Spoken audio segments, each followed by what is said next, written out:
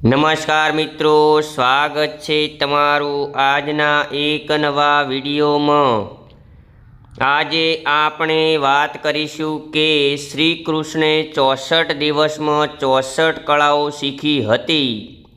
જાણો કઈ હતી તે કળાઓ। તો એ પહેલાં જે મિત્રો ચેનલ પર નવા છે તેમને ખાસ નમ્ર વિનંતી છે કે વિડીયોને લાઈક, શેર અને ચેનલને સબસ્ક્રાઈબ કરવાનું ભૂલશો નહીં।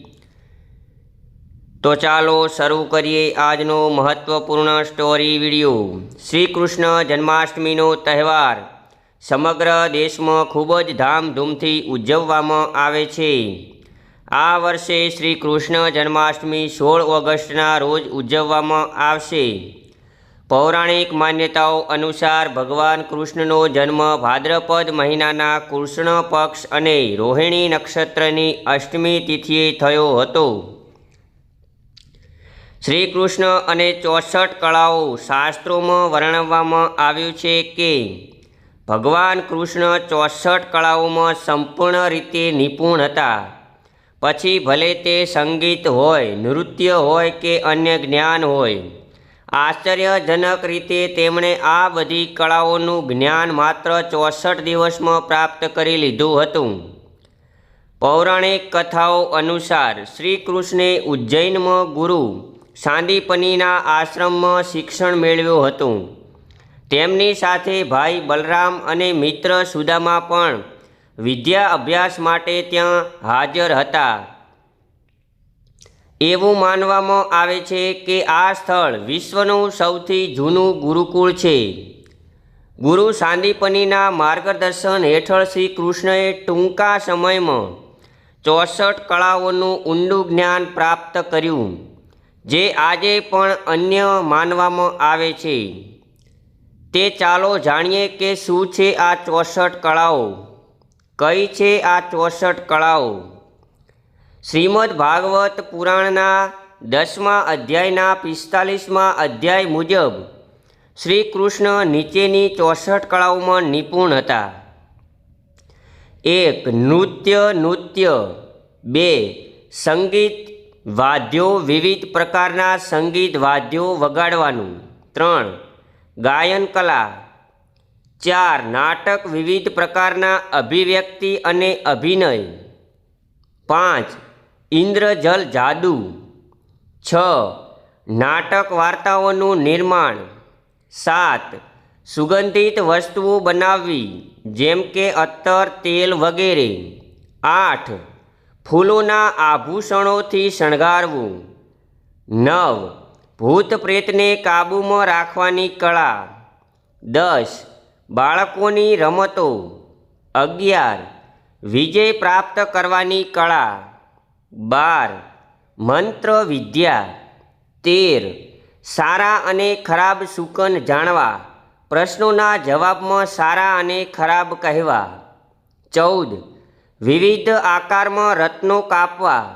15. વિવિધ પ્રકારના માતૃકા યંત્ર બનાવવા। 16. પ્રતીકાત્મક ભાષા બનાવવી। 17. પાણીને બાંધવું। 18. લતા બનાવવા। 19. ચોખા અને ફૂલોમાંથી પૂજા માટે ભેટો બનાવવી। 20. ફૂલોના આસન બનાવવા। 21. પોપટ અને મેના વગેરેની ભાષામાં બોલવું। આ કલા દ્વારા પોપટ અને મેનાની જેમ બોલવાનું શીખવામાં આવે છે। 22. વૃક્ષોની સારવાર। 23. ઘેટાં, કૂકડા, બટેર વગેરેને લડાવવાની પદ્ધતિ। 24. ઉચ્ચતનની પદ્ધતિ। 25. ઘરો વગેરે બનાવવાની કારીગરી। 26. કાર્પેટ, ગાલિયા વગેરે બનાવવા। 27. સુથારકામ। 28. શેરડી વગેરેમાંથી પટ્ટા, લાકડી, તીર વગેરે બનાવવા, એટલે કે સાદડીઓ, ખુરશીઓ, પલંગ વગેરે બનાવવા। 29. વિવિધ પ્રકારની ખાદ્ય વસ્તુઓ બનાવવા, એટલે કે વિવિધ પ્રકારની શાકભાજી, રસ, મીઠાઈઓ, કઢી વગેરે બનાવવાની કળા। 30. હાથથી ચાલાક કામ। 31. કોઈ પણ પ્રકારનો વેશ પહેરવો। 32. વિવિધ પ્રકારના પીણાં બનાવવા। 33.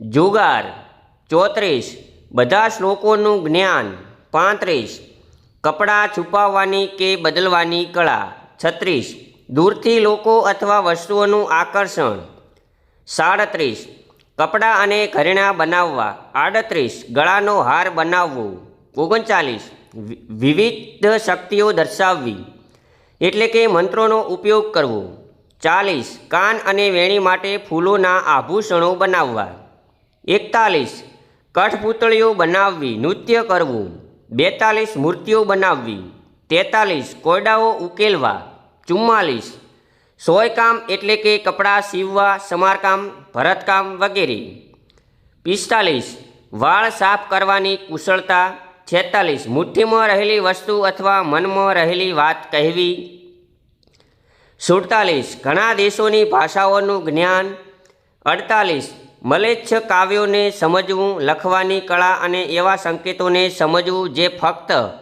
તે જાણકાર જ સમજી શકે 49 સોનું ચાંદી વગેરે ધાતુઓ અને હીરા નીલમ વગેરે જેવા રત્નોનું પરીક્ષણ કરવું 50 સોનું અને ચાંદી બનાવવું 51 રત્નોનો રંગ ઓળખવો 52 ખાણો ઓળખવી 53 ચિત્રકામ કરવું 54 દાંત કપડાં અને શરીરના ભાગોને રંગવા 55 પલંગ બનાવવો 56 રત્નોનું ફ્લોર બનાવવું એટલે કે ઘરના ફ્લોરના અમુક ભાગમાં મોતી અને રત્નો જડવા 57 રાજદ્વારી 58 શાસ્ત્રો શીખવામાં ચતુરાઈ 59 નવી વસ્તુઓ શોધવી 60 સમસ્યાઓનું નિરાકરણ કરવું 61 બધા શબ્દકોશોનું જ્ઞાન મેળવવું 62 શ્લોકમાં ખૂટતા શ્લોક અથવા પંક્તિ પૂર્ણ કરવી વગેરે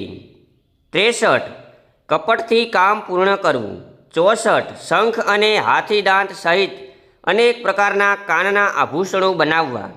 તો આ હતી શ્રી કૃષ્ણની 64 કળાઓ. ફરી મળીશું એક નવા વિડીયો સાથે. ત્યાં સુધી જય શ્રી કૃષ્ણ, જય માતાજી. આપનો દિવસ શુભ રહે. આભાર, ધન્યવાદ.